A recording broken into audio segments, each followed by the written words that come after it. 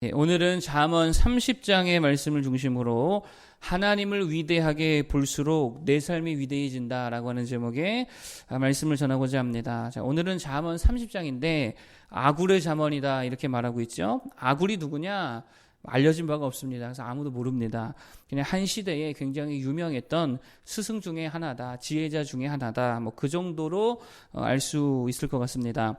어쨌든 그가 이 제자들에게 남긴 지혜가 바로 오늘 잠언 30장의 내용인데, 그가 남긴 지혜의 핵심이 뭐냐? 오늘 세 가지 정도로 요약해서 말씀드리기 원합니다.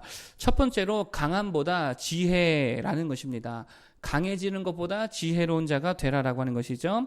되게 사람들은요, 지혜보다 강함을 추구하지요. 그런데 이게 가만히 세상을 관찰해 보면, 여러분, 강한 자가 오래 갑니까? 지혜로운 자가 오래 갑니까? 지혜로운 자가 오래 가지요. 그러니까 지혜자가 되라라고 하는 것입니다. 그게 24절 이후의 내용인데, 자, 여기 보면 작고도 지혜로운 네 가지가 있다라고 이야기합니다. 연약하지만 지혜롭다. 그 중에 하나가 뭐냐? 개미. 또 한 가지는 사반. 여러분, 사반이 뭐죠?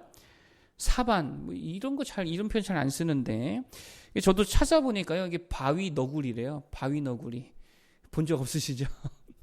인터넷 찾아보면 나옵니다. 토끼같이 생겼는데, 바위 너구리래요. 그래서 오늘 성경에도 집을 바위 사이에 짓는 사반이다 이렇게 말하죠. 어쨌든 개미, 사반, 바위 너구리, 그리고 메뚜기, 도마뱀 이런 것들이 작지만 연약하지만 지혜로운 것들이다라고 이야기하고 있습니다. 특징이 뭡니까? 이들은요 되게 잘 살아남더라라고 하는 거예요. 개미, 집에 개미가 있어본 적 있으십니까? 죽여도 개미는 계속 나오죠. 완전히 그냥 약을 다 쳐버리지 않는 한 개미는 계속 나옵니다. 아마 이거 인류 망할 때까지 개미는 계속 있을 거예요. 또 사반도 바위 틈에 숨어가지고 잘 잡기도 힘들고 하여튼 되게 잘 살아남는다라고 하는 거예요. 메뚜기 말할 것도 없죠. 도마뱀, 혹시 이거 거미라고도 이제 번역을 하는데 도마뱀이든 거미든 하여튼 되게 잘 살아남는 종족들이다라고 하는 것이죠. 자, 그런데 그에 비해서 29절 이하에 보면 잘 걸으며 위풍 있게 다니는 것, 그러니까 되게 강한 것들에 대해서 또 열거하고 있는데 그 중에 하나가 뭐냐? 사자, 또 사냥개, 순념소, 당할 수 없는 절대 군주, 이렇게 이야기하고 있습니다. 여러분 보십시오. 이들의 특징이 뭡니까? 강한데 오래 가야 안 가요. 오래 안 가요. 맹수 오래 갑니까? 호랑이는 멸종 위기잖아요. 그렇죠? 우리나라에 호랑이 원래 있었어요, 없었어요? 백두산 호랑이 유명했잖아요. 근데 지금 한 마리도 없죠. 다 죽어버렸죠. 사냥개 오래 가지 않겠죠. 사냥하다 다 죽어버리잖아요. 순념소 맨날 다 잡아먹히고. 절대 군주 오래 갑니까? 절대 군주 절대로 오래 가지 않더라라고 하는 것이죠. 자, 그러니까 지금 아굴이 말하는 게 뭐냐면 강한 자가 되지 말고 연약하더라도 지혜자가 되라라고 하는 것입니다. 지혜자 되기를 축복합니다. 그러면 뭐가 강한 자고 뭐가 지혜로운 모습이냐라고 하는 거예요. 누가 강한 자고 누가 지혜자라는 것이냐라고 하는 것입니다. 강한 자는요, 강하기 때문에 힘이 있지요. 그래서 힘을 쓰는 자다라고 하는 거예요. 힘을 쓴다는 건 남을 어떻게 하는 거냐면 남을 누르고 제압하고 죽인다. 이게 강한 자의 특징이죠. 그러니까 결국은 힘 없는 자, 가난한 자, 종, 과부, 고아 이런 연약한 자들을 오히려 힘으로 눌러버리는 거. 오늘날로 치면 권력과 지위를 이용해서 이익을 탐한다거나 자신에게 좀 적대적인 세력들을 다 숙청하거나 이런 게 강한 자의 특징이라고 할 수 있겠죠. 결국 죽이는 자들을 의미한다라고 하는 것입니다. 자, 그런데 지혜자들은 어떤 자들이냐? 살리는 자라는 거예요. 힘을 가지고 또는 재력을 가지고 또는 가지고 있는 지혜를 가지고 뭐 하는 자가 지혜자냐면 살리는 자가 지혜자다라고 하는 것입니다. 가난한 자들을 살리고 연약한 자들을 살리고 없는 자들을 살리고 왕을 살리고 가족을 살리고 공동체를 살리고 이거는 지혜로운 자의 모습이다라고 하는 것이죠. 여러분 사도 바울만 봐도 그의 변화를 통해서 우리가 이런 것들을 알 수 있는데 사울이 원래 뭐 하는 사람이었습니까? 원래 죽이는 자였죠. 강한 자였어요. 힘이 있었기 때문에 권력이 있었기 때문에 그것을 가지고 잡아 가두고요. 고발하고요. 그리고 쳐 죽이는 그런 사람이었습니다. 그런데 그가 예수님을 만나고 나니까 어떤 자로 변화되어집니까? 살리는 자로 변화되어지는 거예요. 여러분 죽이는 자는 절대로 오래가지 못합니다. 그런데 살리는 자는요 오래가지요. 사랑받고요, 존경받고요, 명예로움이 있다라고 하는 것입니다. 영광이 있다라고 하는 것입니다. 여러분 강하지 못해도 연약하다 할지라도 살리는 지혜자 되기를 간절히 축복합니다. 기도로 살려야지요. 말씀으로 살려야지요. 겸손과 온유로 섬김으로 살려야지요. 그게 진짜 강력함이고 그게 진짜 지혜로운 모습이고 그럴 때에 그 사람도 그 공동체도 오래가게 되더라라고 하는 것입니다. 자, 두 번째로 아굴이 말하는 지혜가 뭐냐? 세상에 대해 너무 큰 기대하지 말라는 거예요. 사람에 대해 너무 큰 기대는 하지 말아라. 그게 두 번째 내용이다라는 것입니다. 자, 18절과 19절을 한번 읽어볼까요?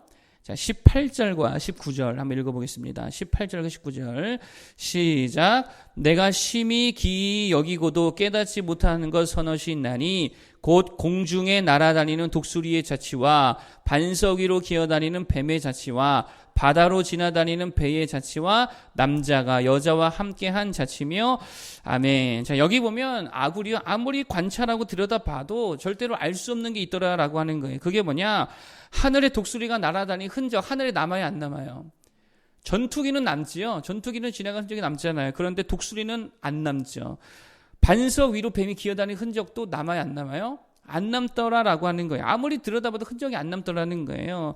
바다 위에 다니는 배의 흔적도 남습니까, 안 남습니까? 안 남더라는 게. 그리고 그와 같이 남자가 여자와 음행한 흔적 남아요, 안 남아요? 안 남더라는 거예요.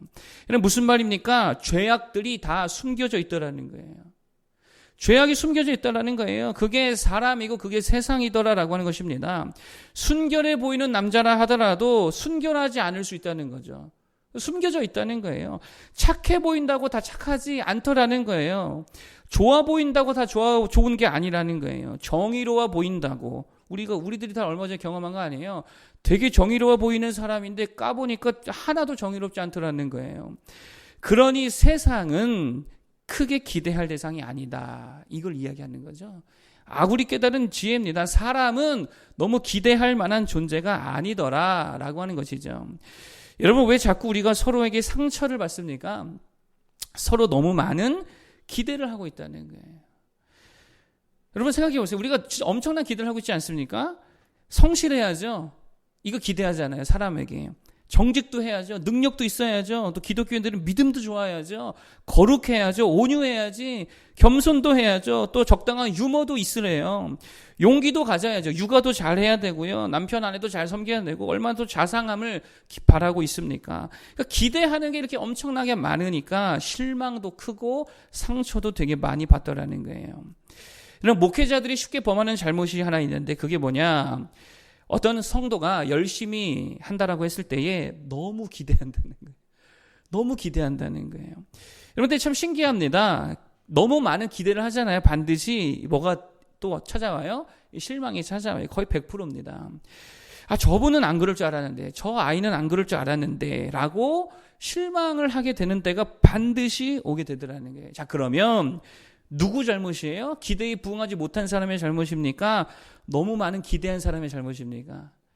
사실은요, 기대를 많이 한 사람의 잘못이라는 거예요. 왜요? 사람은 그렇게 기대할 만한 존재가 아니라는 거예요. 보세요. 깨끗하고 순결할 줄 알았는데 아니라는 거예요. 다 숨겨져 있다는 거죠. 오히려 사람은요, 이렇게 생각하는 게 편합니다. 용서할 존재고요. 긍휼히 여길 존재고요. 내가 이해해줘야 할 존재고요. 때로는 허물도 덮어줘야 할 존재이지 기대하고 바라고 내가 원할 존재가 결코 아니라는 거예요.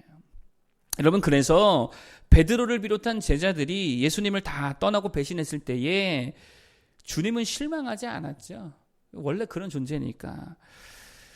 그래서요, 베드로와 제자들을 다시 만났을 때에 죄를 묻지 않으십니다. 비밀을 캐내지 않으시죠. 원망도 하지 않으십니다. 그냥 어떻게 하십니까? 다시 기회를 주시고 용서해 주시고 품어주시더라는 거예요. 그게 지혜라는 거예요. 여러분, 사람에게 너무 큰 기대하지 말기를 바랍니다. 감당도 못할 거 막 캐내고 뒤지고 그러지 말고 그냥 주님께서 드러내기 전까지는 믿어주고 속아주고 참아주는 게 이게 사실상 관계에서의 지혜다라고 하는 거예요. 지혜로운 자들 되기를 부탁드리겠습니다. 자, 마지막 세 번째, 그러면 제일 중요한 게 뭐냐? 그렇기 때문에 사람과 세상은 의지할 대상이 아니기 때문에 누구만 믿고 의지하고 기대하라는 거예요. 하나님만 의지하고 믿고 기대할 존재라는 것입니다. 이게 아굴의 지혜의 핵심이다라고 하는 거예요. 그래서 사실은요, 아굴이 처음부터 이것을 이야기하지요. 자, 3절과 4절. 3절과 4절 한번 보겠습니다. 3절과 4절 시작. 나는 지혜를 배우지 못하였고 또 거룩하신 자를 아는 지식이 없거니와 하늘에 올라갔다가 내려온 자가 누구인지 바람을 그 장중에 모은 자가 누구인지 물을 옷에 싼 자가 누구인지 땅의 모든 끝을 정한 자가 누구인지 그의 이름이 무엇인지 그의 아들의 이름이 무엇인지 너는 아느냐? 아멘. 여기서 말하려고 하는 게 뭡니까? 진짜 지혜가 뭐냐라고 하는 거예요. 세상을 아는 지혜, 그거 지혜 아니라는 거예요. 이 아굴이 얼마나 세상에 대한 지혜가 많은 사람입니까? 그럼에도 불구하고 나는 무지하도다라고 고백하는 게 뭐예요? 하나님을 아는 지식이 참된 지식이라는 거예요. 누구를 알아야 된다는 것입니까? 하늘에 계신 자를 알아야 되고요. 바람을 모으는 자를 알아야 되고요. 땅의 끝을 정한 자, 그를 아는 게 진짜 지혜고 진짜 능력이라는 거예요. 그 하나님을 의지하고 믿고 바라는 게 최고의 지혜다라고 하는 것입니다. 그래서 5절에 이어서 뭐라고 말하냐? 5절 읽어보겠습니다. 5절 시작. 하나님의 말씀은 다 순전하며 하나님은 그를 의지하는 자의 방패시니라. 아멘. 누구를 의지하라고요? 하나님만 의지하라는 거예요. 누구를 바라자고요?